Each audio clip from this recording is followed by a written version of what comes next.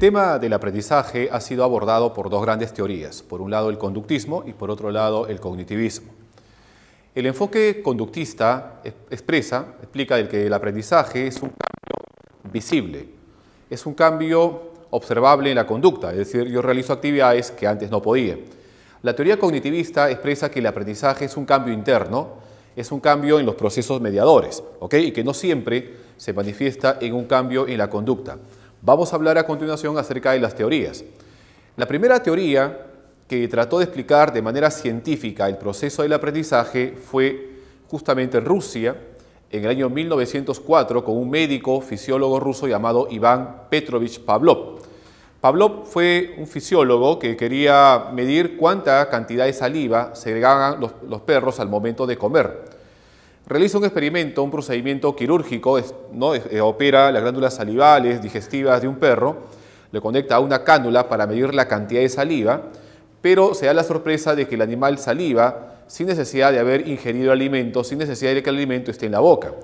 Y esto le causó extrañeza a Pavlov porque se supone que la salivación es una respuesta refleja, debido a la estimulación de las glándulas salivales por el alimento, pero el animal no ha comido, solamente la comida y comienza a salivar. Esto le permitió a Pavlov elaborar la primera teoría científica del aprendizaje que se conoce como la teoría del condicionamiento clásico. Clásico es obviamente la primera, también se le conoce con el nombre de respondiente. Esta teoría, como le decía, fue desarrollada por este médico y fisiólogo ruso Iván Petrovich Pavlov. Se basa en el principio de asociación o principio de apareamiento. Es decir, el aprendizaje se va a producir porque un estímulo se asocia con otro estímulo y al asociarse con este estímulo, la conducta que antes no provocaba va a provocar una respuesta parecida al estímulo anterior. Por eso se define de que el condicionamiento clásico es un proceso en el cual un estímulo inicialmente neutro adquiere la propiedad de sustituir a otro estímulo en el desencadenamiento de una conducta que antes no controlaba. ¿Cómo se expresa esto? Miren, el principio en el cual se produce este proceso del aprendizaje mediante esta teoría es la teoría de la asociación de estímulos o del apareamiento. Por eso también se le conoce como la teoría de la asociación de estímulos. Veamos el esquema. El esquema es lo siguiente: estímulo neutro más estímulo incondicionado provoca una respuesta incondicionada. Voy a explicar ahora qué significa cada uno de ellos. Al asociar el estímulo neutro con el estímulo incondicionado, el estímulo neutro se convierte en estímulo condicionado. Y todo estímulo condicionado provoca una respuesta condicionada, es decir, aprendida. Profe, ¿qué cosa es estímulo neutro? El estímulo neutro es una respuesta que no provoca, es un estímulo, que no provoca ninguna respuesta importante, ninguna respuesta fisiológica, es una respuesta neutral, como orientarte, mirar de repente hacia la puerta, orientarte hacia el sonido de algo, Ese es el estímulo neutro. Un estímulo que no provoca una respuesta importante. El estímulo incondicionado es el estímulo que provoca una respuesta refleja, no aprendida, una respuesta fisiológica, orgánica, connatural, biológica, como salivar, lagrimear, etc. Y el estímulo condicionado es el estímulo aprendido y la respuesta condicionada es la respuesta aprendida. El proceso en el cual Pavlov desarrolló toda esta teoría es el siguiente, Llevó un perro al laboratorio, les contaba que había hecho una operación a las glándulas salivales, digestivas y había conectado unas cánulas, le había puesto un recipiente para medir la cantidad de saliva porque el experimento original fue un experimento fisiológico. Entonces hace sonar la campana y el animal se orienta hacia el sonido de la campana. Entonces llama Pavlov a la campana estímulo neutro y a la respuesta de mirar, orientarse hacia el sonido de la campana lo llama respuesta de orientación.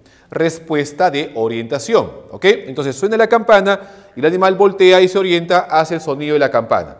Luego presenta un pedazo de carne, el animal comienza a salivar. Es decir, la simple mirada, la sola vista de la carne provoca en el animal una respuesta refleja, orgánica, fisiológica. Entonces llama a la carne estímulo incondicionado y a la respuesta de salivar respuesta incondicionada, o sea, refleja, no aprendida, biológica.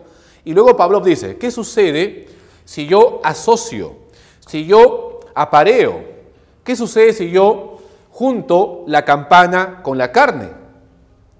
Entonces hace sonar la campana y casi inmediatamente después presenta la carne y el animal comienza a salivar. Pero ojo, no saliva por la campana, sino saliva por la carne. Pero siempre que está presente la campana, está presente la carne, porque va asociado. La carne se asocia con la campana y la campana se asocia con la carne. Suena la campana, inmediatamente después presenta el pedazo de carne y el animal saliva. Pero saliva no por la campana, sino por la carne. Para que se produzca un condicionamiento, Pablo recomienda ciertos requisitos. Por ejemplo, dice que el estímulo que yo voy a condicionar, el estímulo que se tiene que aprender, debe ser lo suficientemente claro para ser percibido por el sujeto a quien voy a condicionar. ¿Ok? Segundo requisito, que el orden de presentación de los estímulos es muy importante. Primero, se debe presentar el estímulo neutro, es decir, la campana. Y luego se presenta el estímulo incondicionado, la carne. Si es al revés, no hay condicionamiento. El orden es muy importante. Pablo presenta un orden, ¿no? Primero es el estímulo neutro, luego el estímulo incondicionado. Y también el intervalo, el tiempo entre la presentación de un estímulo y el otro también debe ser muy corto, menor o igual a medio segundo. Estos son los requisitos que debe cumplir para que se dé el aprendizaje. Entonces suena la campana y casi inmediatamente después presento el pedazo de carne y el animal saliva. Después de 10 repeticiones como mínimo, pues lo recomienda Pablo, después de 10 asociaciones, el animal escucha la campana y ahora comienza a salivar. Lo que antes no producía nada, ahora sí produce salivación. Se ha producido un condicionamiento clásico. ¿Y cómo se produjo? Simplemente asociando un estímulo con otro. Es como, por ejemplo, yo salgo de un lugar y para cortar camino y llegar más rápido a mi casa me voy por esta calle. Y cuando voy por esa calle, el perro me muerde. Y cada vez que voy por esa calle, el perro me muerde hasta que finalmente aprendo a tenerle miedo a esa calle. ¿Por qué? Porque asocio la mordida del perro con la calle. ¿Qué he hecho? He asociado. Igual sucede acá, ¿no? Es decir, asocio la campana con la carne. Y siempre que está presente la campana, está presente la carne. Hasta que finalmente ahora escucho la campana, inmediatamente comienzo a salivar. Se ha producido un condicionamiento de tipo clásico. Es decir, que el aprendizaje se produjo de forma pasiva, simplemente asociando un estímulo con otro. ¿Ok? Por ejemplo, si el animal solamente saliva frente al sonido de la campana, se dice que ha aprendido por discriminación. Si solamente saliva el animal, el perro en este caso, frente al sonido de la campana, ha aprendido por discriminación. Pero si salivase frente a cualquier sonido que se le parezca a la campana, un silbido, un alarido, un pitido, etcétera, ha generalizado. ¿Ok? El caso de repente más conocido de generalización de estímulos es el caso del pequeño Albert, ¿no? Un experimento llevado a cabo por John Watson, allá en Estados Unidos, con un niño de 9 meses llamado Albert, la llamaron el pequeño Albert, y Watson quería aplicar justamente este principio de Pavlov a un niño, un ser humano, un niño, un bebé de 9 meses, para que le tenga miedo a una rata blanca. Entonces Watson lleva al niño a un laboratorio, le muestra la rata blanca, el niño no le tiene miedo a la rata, lo acaricia, pero cada vez que el niño ve la rata, Watson produce un fuerte sonido metálico atrás de la cabeza del niño, ¡pah! Golpea tan fuerte que el niño se asusta y comienza a llorar. Y siempre que iba al laboratorio, le mostraba la rata blanca y luego producía un fuerte sonido atrás de la cabeza del niño y comenzaba a llorar, hasta que finalmente el niño veía la rata y automáticamente comenzaba a llorar. Había aprendido a tenerle miedo a una rata blanca, pero el asunto no quedó ahí, sino que su miedo se generalizó. No solamente lloraba frente a la visión de la rata blanca, sino también un conejo blanco, un perro blanco, una pelota blanca, la barba blanca de Papá Noel, el cabello blanco de Watson, todo lo que era blanco o peludo, ¿no? Le daba miedo. Es decir, que el niño había generalizado. Entonces, en el caso de aquí, el perro, el experimento de Pavlov, si el perro solamente saliva frente al sonido de la campana, es que ha aprendido por discriminación. Y si saliva frente a cualquier sonido que se le parezca a la campana, ha aprendido por generalización. ¿Ok? Ahora, miren ustedes, suena la campana, no hay carne, el animal saliva. Suena la campana, no hay carne, saliva. Suena la campana, no hay carne, saliva. Y ahora suena la campana, no hay carne y sigue salivando. Y el perro dice, la próxima vez que no esté la carne, no voy a salivar. Entonces suena la campana, no hay carne y el animal no saliva. Suena la campana, no hay carne, el animal no saliva. Suena la campana, ya no hay carne, el animal no saliva. ¿Qué pasó? La conducta se extinguió, desaprendió, se desacondicionó. ¿Cuál es el estímulo que funge como un reforzador? En la teoría del condicionamiento clásico, el estímulo que mantiene vigente la conducta de salivar es el estímulo incondicionado. Te pueden preguntar, ¿cuál es el elemento que funge como reforzador en la teoría del condicionamiento clásico? Tú vas a responder el estímulo incondicionado. El estímulo incondicionado, la carne, ¿no?, funciona como si fuese un reforzador que mantiene viva la conducta de salivar. Pero yo veo acá que suena la campana y no hay carne. Y como ya no se presenta la carne, ya no es reforzada la conducta se va debilitando hasta que finalmente se extingue. La extinción es la desaparición de la conducta aprendida. La conducta se debilita y por lo tanto se desaprende, se desacondiciona. Cuando la conducta aprendida ya no aparece, es que se ha extinguido. Pero tú sabes que el aprendizaje es muy resistente. Decimos que todo aprendizaje es un cambio de la conducta relativamente permanente, resultado de la experiencia.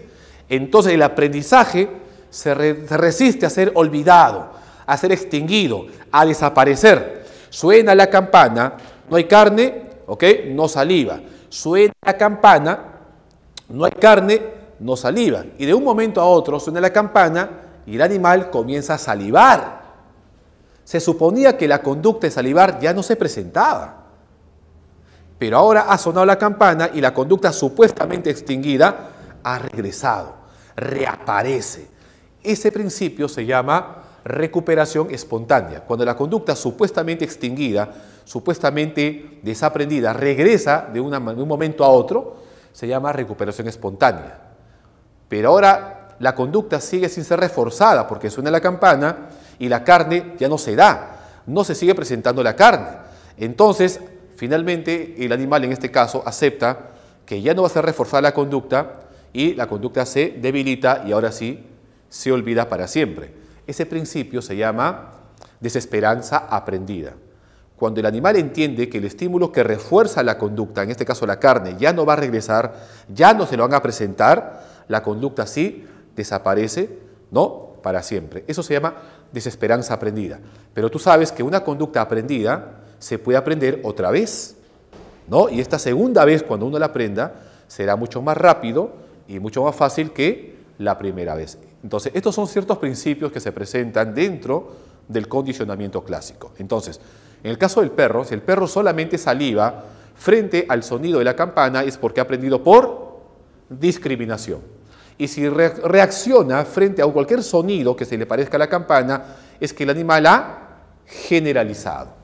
Y cuando la conducta no es reforzada porque la carne, que funge como un reforzador, no se presenta asociado al estímulo neutro de la campana, la conducta se debilita y desaparece. Ese principio se llama extinción. Pero tú sabes que el aprendizaje produce un engrama en nuestro cerebro, que el aprendizaje es muy resistente, casi permanente. Entonces la conducta supuestamente extinguida regresa, se llama recuperación espontánea. Y cuando se acepta que realmente el estímulo nunca va a volver a presentarse, se acepta que el estímulo reforzador, en este caso el incondicionado, ya no va a regresar, se llama desesperanza aprendida. ¿Ok? Principio de desesperanza aprendida. Y cuando la conducta supuestamente olvidada se aprende nuevamente, y esta vez es mucho más fácil, se llama reaprendizaje. ¿Ok? Vamos a ver un ejemplo para poder identificar cada uno de los elementos que hemos explicado a continuación. Miren, una señorita fue objeto de un robo en un centro comercial, quedando muy impactada porque perdió todas sus pertenencias. Ahora, cada vez que pasa por ese lugar, siente mucho miedo. ¿Ya? Vamos a identificar los elementos del condicionamiento clásico. Dice, una señorita fue objeto de un robo en un centro comercial, perdiendo todas sus pertenencias. Y ahora, cada vez que pasa por ese lugar, a partir del robo, siente mucho miedo al pasar por ese lugar. Vamos a identificar. ¿Cuál será el estímulo neutro? El estímulo neutro en este caso es el centro comercial, ¿no? Centro comercial. Centro comercial, en el ejemplo, es el estímulo neutro, ¿ok? Porque antes del robo pasaba por ahí y como si nada, no le producía absolutamente nada. Después, el estímulo incondicionado, en este caso el estímulo que impacta es el robo, ¿no? El robo, la experiencia traumática, el robo, viene a ser el estímulo incondicionado. Y cuando uno es asaltado, de repente por ahí alguien te roba, no sé, sientes mucho miedo, ¿no? Entonces el miedo es una respuesta instintiva, automática, ¿no? Vamos a llamar al robo respuesta incondicionada. Perdón, a la respuesta del miedo, ¿no? El miedo es la respuesta incondicionada, o sea, el robo es el estímulo incondicionado y el miedo que se siente, ¿no?, a partir del robo es la respuesta incondicionada. ¿Y cuál será el estímulo condicionado? Recuerda tú que el estímulo neutro es el estímulo condicionado. El estímulo neutro, al ser asociado con el estímulo incondicionado, se convierte en estímulo condicionado. ¿Cómo se definía este proceso, esta teoría? Proceso en la cual un estímulo inicialmente neutro, ¿no?, adquiere la propiedad de sustituir a otro estímulo. ¿A cuál, profe? Al incondicionado, pues. Proceso en virtud del cual un estímulo inicialmente neutro adquiere la propiedad de sustituir a otro estímulo, al incondicionado, en el desencadenamiento de una conducta que antes no controlaba. ¿De qué te das cuenta? Que el estímulo neutro es el estímulo condicionado y que la respuesta incondicionada es la respuesta condicionada. Fácil, ¿no? Entonces, camina por la calle, por el centro comercial, le roban. El centro comercial es el estímulo neutro. El asalto, el robo es el estímulo incondicionado y el miedo que se siente a partir del asalto es la respuesta incondicionada. ¿Ok? Entonces, ¿y cuál será el estímulo condicionado? El estímulo condicionado ahora es el centro comercial.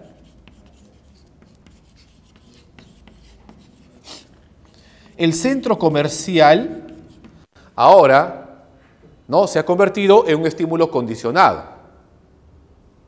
Fue neutro un primer momento, pero ahora el centro comercial es un estímulo condicionado. Y ahora cada vez que pasa por el centro comercial siente mucho miedo. Entonces el miedo que siente por el centro comercial, que antes era incondicionado, ahora se ha convertido en una respuesta condicionada, aprendida. Entonces acá el miedo, ¿no?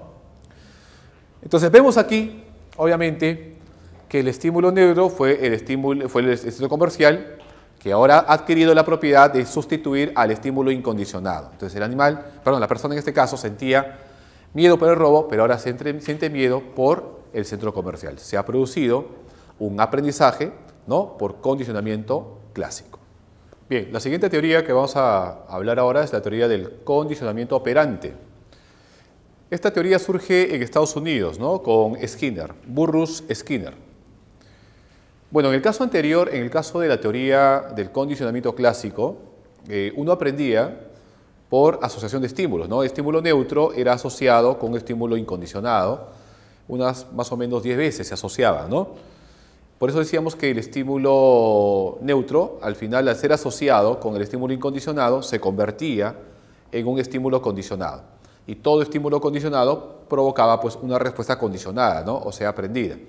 En el caso de la teoría anterior, se aprendía de forma pasiva, o sea, intervenía el sistema nervioso autónomo. Un estímulo incondicionado provocaba una respuesta incondicionada. Este estímulo incondicionado estaba asociado a un estímulo neutro, ¿no? Y este estímulo neutro sustituía a este estímulo incondicionado. En el caso de esta teoría del operante, aquí la respuesta ya no es refleja, la respuesta ya no es automática, ya no interviene el sistema nervioso autónomo, sino interviene el sistema nervioso somático, voluntario. Y la respuesta es emitida de forma intencional, de forma consciente, de forma voluntaria, de forma propositiva, ¿no? Entonces, esta teoría se basa en el principio de la contingencia, ¿ok? Principio de la contingencia, condicionamiento operante inductivo, desarrollado en Estados Unidos por Burrus Friedrich Skinner, ¿ok? El principio en el cual se basa esta teoría es la teoría, ¿ya?, de la contingencia. ¿Qué cosa es contingente? Contingente quiere decir que un estímulo va a desencadenar, está asociado a una respuesta. ¿Okay? Todo estímulo provoca una respuesta y toda respuesta es contingente a una consecuencia. ¿Okay? Todo estímulo espera que se presente una respuesta y toda respuesta se espera que se presente una consecuencia. A esto se llama justamente contingencia. Y Skinner identifica 3 aspectos de contingencia. La famosa contingencia de los 3 términos o la triple relación de contingencia. En todo aprendizaje hay tres eventos, hay tres situaciones, ¿ok? Estas tres situaciones lo llama Skinner triple relación de contingencia o la contingencia de los tres términos. Todo estímulo es contingente a una respuesta y toda respuesta es contingente a una consecuencia. Él identifica estímulo discriminativo. El ED es el estímulo discriminativo, la causa, el evento, la situación, la persona que va a provocar una respuesta. Estímulo discriminativo. En el caso de Pavlov, que habíamos anteriormente, el estímulo discriminativo era, por ejemplo, la carne, que provocaba una respuesta, ¿no? Refleja. Aquí, la causa, la situación, el evento que provoca una respuesta, se llama estímulo discriminativo. RO, respuesta operante. La respuesta operante es una respuesta emitida, una respuesta voluntaria, una respuesta que interviene el sistema nervioso somático voluntario. Es la reacción frente al estímulo, ¿ok? Pero no refleja, no es intencional. Y ER es la consecuencia que yo voy a obtener debido a esa reacción, debido a esa respuesta. Estos tres eventos, Skinner lo llama triple relación de contingencia o la contingencia de los tres términos. Vamos a ver, vamos a identificar estos tres elementos en el siguiente ejemplo. Miren, estímulo discriminativo, ED, estímulo discriminativo, es la causa, lo que provoca la respuesta. RO, respuesta operante, la reacción, la respuesta. Y ER, estímulo consecuente o estímulo reforzador, la consecuencia. Veamos acá, está en desorden. Llego a mi casa, mi mamá me sirve mi almuerzo, mis coles de Bruselas que tanto me gusta. Bueno, no me gusta, lo odio, ¿ya? Te sirve tu plato de comida, bien chévere, y tú agarras y te niegas a comer. Y como te has negado a comer, tu mamá te quita el postre que tanto te gusta. Vamos a identificar en este ejercicio, ya en esta experiencia, los tres elementos, la triple relación de contingencia. A ver, ¿cuál será primero? El truco es ir de frente a la respuesta. Hablo de mí, ¿no? Me sirven mi plato de comida, ya. ¿Qué es lo que yo hago? ¿Cuál es mi respuesta operante? ¿Cuál es la respuesta intencional, deliberada, propositiva que yo hago, que yo realizo? ¿Qué hago yo? Me niego a comer. Me niego a comer. No, negarme a comer viene a ser la respuesta operante. Te niegas a comer. Respuesta operante, es lo que yo hago, es la respuesta intencional. ¿Y cuál es la causa de que yo me niegue a comer? Que me sirve mi plato de almuerzo, que no me gusta. En la comida, el plato de almuerzo viene a ser el estímulo discriminativo, la causa, el evento, la situación que provoca una respuesta. La respuesta es que yo me niego a comer y la causa es que me sirve mi plato de comida que no me gusta. ¿Y cuál es la consecuencia? Como no quiero comer, mi mamá me quita el postre de 3 leches que tanto me gusta, o de chocolate, ahí está. Entonces el estímulo consecuente, el estímulo reforzador es que me quitan el postre. Aquí está la contingencia de los tres términos. La causa, el estímulo discriminativo, es la comida. La respuesta operante es que yo me niego a comer. Y la consecuencia por haberme negado a comer es que me quitan el postre. ¿Ok? Otro ejemplo. Veo una máquina de gaseosas porque yo me muero de sed. Echo una moneda y obtengo una gaseosa. ¿Qué es lo que yo hago? ¿Cuál es la respuesta operante? ¿Cuál es la conducta intencional que yo realizo? Echo una moneda. Echar una moneda es la respuesta operante. ¿Ok? ¿Cuál es la causa de que yo eche una moneda? La máquina de gaseosa. La máquina de gaseosa entonces funge como si fuese un estímulo discriminativo, la causa. Lo que provoca esa reacción, esa respuesta es la máquina de gaseosas. Y lo que yo hago es echar la moneda, respuesta operante. ¿Cuál es la consecuencia? Que obtengo una gaseosa, que es el estímulo reforzador o el estímulo consecuente. ¿Ok? Ya vamos a ver si esa conducta es reforzada o castigada, porque Skinner dice, una conducta va a tener una consecuencia. Esa consecuencia puede ser un refuerzo o puede ser un castigo, porque dependiendo de esa consecuencia, la conducta va a aumentar su frecuencia o va a disminuir su frecuencia. Por ejemplo, si un niño saca 20 de nota y yo le pego, la conducta de sacarse 20 desaparece, nunca más en su vida se saca 20. Porque en lugar de haber reforzado esa conducta, lo he castigado.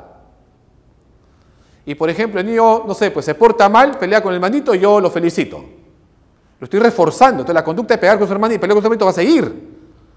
¿Qué dice Skinner? Hay que entonces reforzar conductas que uno quiere que se sigan dando. Y hay que castigar conductas que uno quiere eliminar.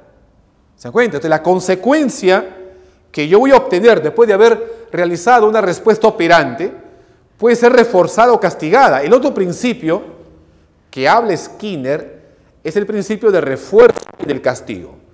Refuerzo es todo evento, toda consecuencia, muchachos, que aumenta la frecuencia de la conducta. Todo aquello que eleva, que aumenta la frecuencia de la conducta es un refuerzo. Y todo aquello que debilita la conducta o la extingue, la desaparece, es un castigo. Entonces, ¿qué hay que hacer? Hay que reforzar conductas que yo quiero que aumente, que se sigan dando, y hay que castigar conductas que yo quiero que se eliminen, que desaparezcan. ¿Ok? Entonces, todo refuerzo aumenta la frecuencia de la conducta y todo castigo disminuye la frecuencia de la conducta hasta que se extingue, se elimina. Pero chicos, miren, tanto el refuerzo como el castigo pueden ser positivos o pueden ser negativos. Estamos hablando de una teoría conductista. Y acá lo positivo y lo negativo no tiene nada que ver con lo moral, no tiene nada que ver con lo ético. ¿Ok? La palabra positivo acá no es bueno y la palabra negativo acá no es malo. Olvídate acá de la cuestión moral, de la cuestión ética. Positivo no es bueno y negativo no es malo. Estamos hablando de una teoría conductista y lo bueno y lo malo es muy subjetivo y la teoría conductista no lo toma en cuenta. La palabra positivo y la palabra negativo, porque tanto el refuerzo como el castigo pueden ser positivos o negativos, hay que verlo como la aritmética, como las matemáticas.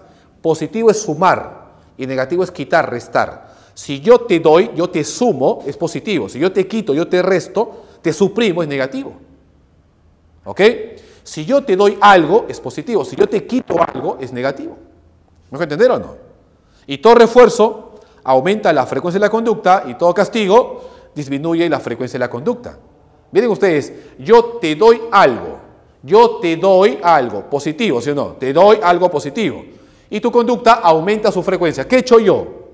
¿Qué he hecho yo? Te he reforzado positivamente. Como te di positivo y como aumenta el refuerzo, porque todo refuerzo aumenta la frecuencia de la conducta.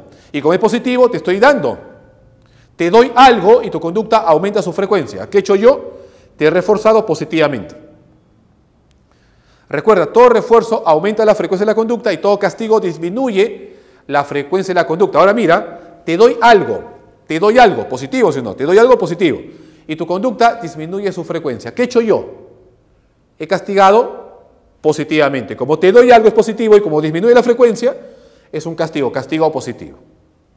¿Sí o no? Ahora, yo te quito algo, te suprimo algo y tu conducta aumenta su frecuencia. ¿Qué he hecho yo?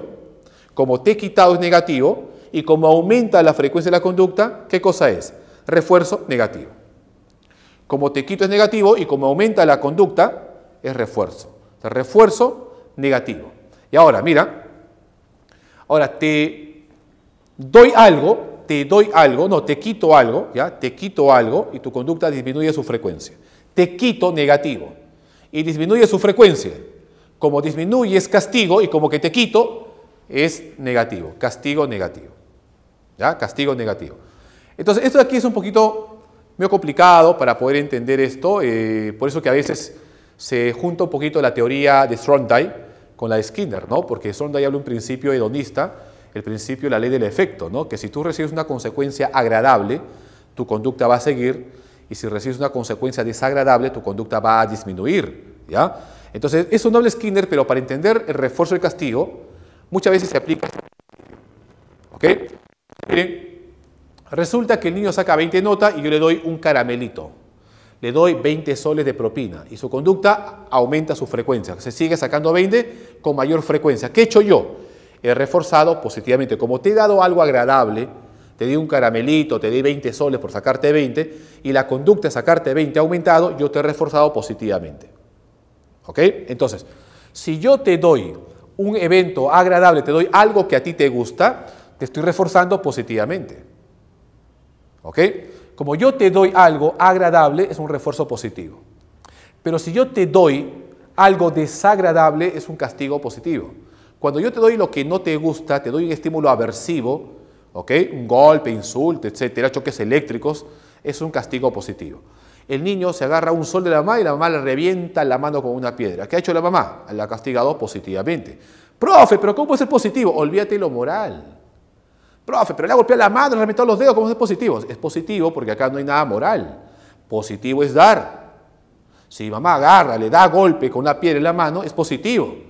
¿Y para qué le da golpes en la mano? Para que deje de robar, para que la conducta de robar disminuya su frecuencia. ¿Qué está haciendo la mamá? Está castigando positivamente. Si a ti te dan algo desagradable, te dan lo que no te gusta, es un castigo positivo. Y si te dan lo que te gusta, te dan algo agradable, es un refuerzo positivo. Porque dar es positivo. Y si aumenta el refuerzo, si baja el castigo. La mamá te da un insulto, golpes, te agarra correazos. Castigo positivo. Te da plata, dinero, una palmadita o felicitación, refuerzo positivo. Y si te retiran un evento agradable, te quitan lo que más te gusta, te quitan lo que más te satisface. Por ejemplo, no sé, pues, a ver, te portaste mal y te quitan la propina. O te quitan tu vida, tu celular. Te quitan lo que más te gusta. ¿Qué hace la mamá? Está retirando un estímulo agradable. Lo que más te gusta te lo quita. ¿Y para qué te quita? Para que esa conducta disminuya.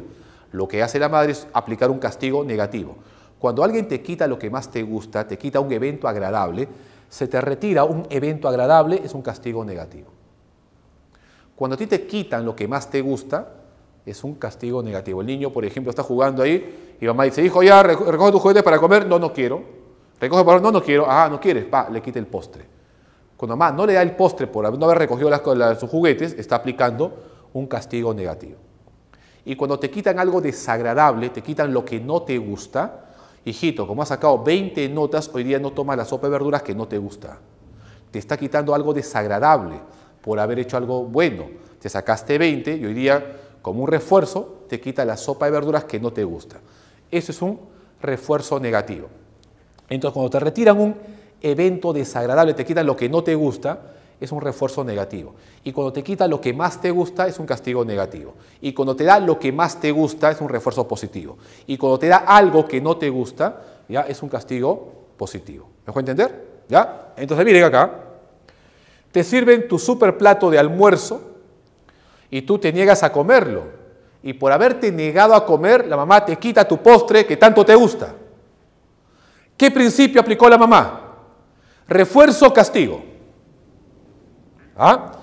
Que tu mamá te quite el postre, sí, por no haber querido comer su almuerzo.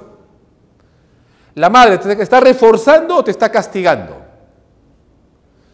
¿Qué quiere la mamá con tu conducta de comer, de negarte a comer? ¿Que aumente o que disminuya? Que disminuya, que coma su comida. Y por eso te quita lo que te gusta. ¿No? ¿Y qué hace la mamá? La mamá está aplicando un castigo negativo. Porque te quita algo agradable. Te quitas, te retira un evento agradable, castigo negativo. Te quita el postre que tanto te gusta. Para que la conducta de que no quieras comer su comida disminuya. ¿Me dejó entender? ¿Sí? Entonces, si yo quiero que una conducta desaparezca, tengo que castigar esa conducta. El castigo puede ser positivo o puede ser negativo. Si yo doy golpes, no maltrato a alguien, es un castigo positivo. Y si yo quito algo agradable, es un castigo negativo. La mamá le está quitando algo agradable a esta persona, que es su postre que tanto le gusta. La mamá está aplicando un castigo negativo. ¿Y qué va a pasar con la conducta de negarse a comer? Va a disminuir. ¿Me dejó entender? ¿Sí? Ahora mira acá. Máquina de gaseosa, echo una moneda y obtengo una gaseosa. ¿Cuál es el estímulo reforzador? Que obtengo una gaseosa. Me da algo agradable. Me está reforzando positivamente porque obtengo algo agradable. Me dan un evento agradable, la gaseosa. ¿Y qué va a pasar con la conducta de echar una moneda ante la máquina? Va a aumentar. Porque todo refuerzo aumenta la frecuencia de la conducta. Y todo castigo disminuye la frecuencia de la conducta. ¿Me dejó entender? ¿No?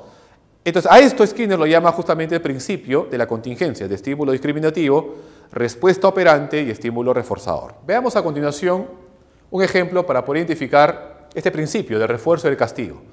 Decíamos que todo refuerzo aumenta la frecuencia de la conducta, ¿no? Hay que reforzar conductas que uno quiere que se sigan dando y que todo castigo disminuye la frecuencia de la conducta, la debilita hasta que desaparezca. Entonces hay que castigar conductas que yo quiero eliminar y hay que reforzar conductas que yo quiero que se sigan dando, ¿ok? Pero recuerda que tanto el refuerzo como el castigo pueden ser positivos o negativos. Si yo te doy algo es positivo, si te quito algo es negativo. Eso asócialo, ¿ya? Niño habla groserías y el papá se ríe. Niño habla groserías y el padre se ríe. ¿Qué hace el padre? ¿Refuerza o castiga? Niño habla groserías y el padre se ríe. ¿Ah? Lo que está haciendo el padre es reforzar positivamente, le está dando algo agradable al niño, le da su atención, su consentimiento. Por lo tanto, ¿qué va a pasar con la conducta de hablar groserías por parte del niño? ¿Va a seguir o va a disminuir? Va a seguir. ¿Por qué está siendo reforzado? Porque todo refuerzo aumenta la frecuencia de la conducta. Entonces acá, que el padre se ría porque el niño habla groserías, actúa, funge como un refuerzo positivo. Refuerzo positivo. Y la conducta operante de hablar groserías va a continuar, va a seguir, va a aumentar su frecuencia. Cuando el padre tendría que haber castigado, pero está reforzando, pues. Siguiente ejemplo. Adolescente llega tarde de la academia a las 10 de la noche. Sale a las 2 de la tarde, viene a las 10, ¿no? El tráfico dice. Y la madre le quita el celular, le quita su vida. Que tu mamá te quite lo que más te gusta, tu vida, tu celular, ¿no? De alta gama, 5G. ¿Qué hace la madre? Te quita algo agradable, te quita lo que más te gusta. ¿Y para qué te quita lo que más te gusta? Para que esa conducta, llegar tarde a las 10 de la noche, disminuya. ¿Qué hace la madre? Te quita algo agradable. Quitarte algo agradable, te retira algo agradable, es un castigo negativo. Castigo negativo. ¿Y qué va a pasar con la conducta? Llegar tarde va a disminuir su frecuencia hasta que desaparezca, pues. ¿No? ¿Me dejó entender? Entonces, esto de aquí vamos a mezclar en el ejemplo de acá. ¿Ya? En este ejercicio, acá tenemos dos ejercicios y vamos a mezclar todo. Vamos a mezclar la triple relación de contingencia y el principio de refuerzo y de castigo. Miren, ¿ah? Adolescente no asiste a reuniones sociales porque fue agredido en una fiesta. Como fue agredido en una fiesta, ya no quiere ir más a reuniones sociales. Prefiere quedarse en su casa con su novia, con su enamorada, y la novia, la enamorada, le quita toda la ansiedad. ¿Ah? ¿Qué tal? Miren, adolescente no asiste a reuniones sociales porque fue agredido en una fiesta. Prefiere quedarse en casa con su novia y la novia le calma, le quita toda la ansiedad. Vamos a identificar la triple relación de contingencia. ¿Cuál es? ¿De quién hablo primero? ¿Del adolescente o de la novia? Del adolescente. Claro, del adolescente estoy hablando, ¿no? ¿Qué hace el adolescente? ¿Cuál es la respuesta operante? ¿Qué es lo que hace el adolescente intencionalmente? Ah, no asiste a reuniones, se queda en casa. Muy bien. Entonces, la respuesta operante, lo que hace el adolescente es que se quede en casa, no asiste a reuniones sociales. Vamos a ver, se queda en casa. No va a reuniones sociales porque le agredieron, le sacaron la ñoña, le pegaron la otra vez en la fiesta. ¿Y cuál es la causa de que él se quede en casa? La agresión de las fiestas, ¿no? Entonces el estímulo discriminativo es más o menos la agresión sufrida en una fiesta. Ya esa es la causa, por eso es que ella no quiere asistir a ninguna reunión social. ¿Y cuál es la consecuencia, ¿no?, de que él se quede en casa? Ah, la novia, pues. La novia o la enamorada está fungiendo como si fuese, obviamente, un refuerzo positivo o negativo. Porque ¿qué pasa con la conducta de quedarse en casa? ¿Aumenta o disminuye? Se sigue quedando en casa, entonces la conducta siendo reforzada, ¿no? Entonces la conducta de quedarse en casa continúa, porque él no sigue yendo a fiestas, se sigue quedando en casa. ¿Y quién contribuye a que él se quede en casa? La novia. Entonces la novia es un reforzador que hace que la conducta de quedarse en casa se siga dando, se mantenga, aumente su frecuencia. ¿Me dejo entender? ¿Sí? Pero la novia, ¿le da algo o le quita algo? Porque dar es positivo y negativo es quitar. ¿Le da o le quita algo?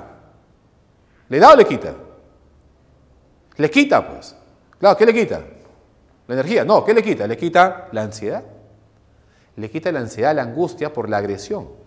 entonces la novia, ¿no?, está cumpliendo el papel de refuerzo negativo, porque le está quitando algo desagradable, como es la ansiedad por la agresión sufrida en una fiesta. ¿Me dejo entender? ¿Sí? Entonces, el estímulo discriminativo es la agresión, sufrida en una fiesta. La respuesta operante es que se quede en casa, no asiste a reuniones sociales. Y la consecuencia de que él se siga quedando en casa es la novia, que actúa como un refuerzo, como un reforzador. Negativo, porque le quita algo desagradable, la ansiedad. Entonces acá ponemos estímulo consecuente, refuerzo negativo, porque le quita algo desagradable. ¿Me dejo entender? Y la conducta de quedarse en casa va a seguir, no va a continuar, aumenta su frecuencia. Segundo ejemplo, paciente esquizofrénico almacena basura dentro de su ropa, logrando llamar la atención de la enfermera. O sea, el paciente esquizofrénico no almacena basura delante del doctor, delante de la doctora, sino delante de la enfermera. Algo debe tener la enfermera, no sé, pues, ¿no? Entonces, paciente esquizofrénico almacena basura bajo su ropa, logrando llamar la atención de la enfermera. Primero, ¿de quién hablo? ¿Del paciente o de la enfermera? Del paciente, muy bien. ¿Qué hace el paciente esquizofrénico? Almacena basura dentro de su ropa. Esa es la respuesta operante, ¿no? Respuesta operante, almacena